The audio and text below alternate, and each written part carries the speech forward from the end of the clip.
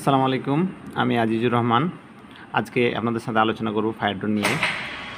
আপনারা যদি খেয়াল করেন আমার শেয়ার করা ভিডিওতে, তাহলে দেখবেন ফায়ার ডোর কত সহজে ভিতর থেকে ওপেন করা হয়।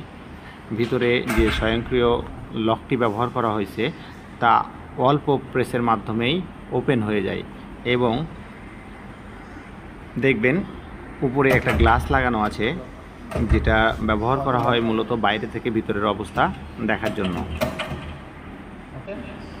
দরজাটি খোলার পরে তা অটোমেটিকভাবে অটো ক্লোজারের মাধ্যমে বন্ধ হয়ে যায় এবং আপনি তা চাইলেও বাইরে থেকে ওপেন করতে পারবেন না বা ভিতরের কোনো প্রেসারে দরজা ওপেন হবে না। এটা একমাত্র আপনি খুলতে পারবেন যখন ফায়ার ফাইটার বা ফায়ার সার্ভিসের লোক আসবে।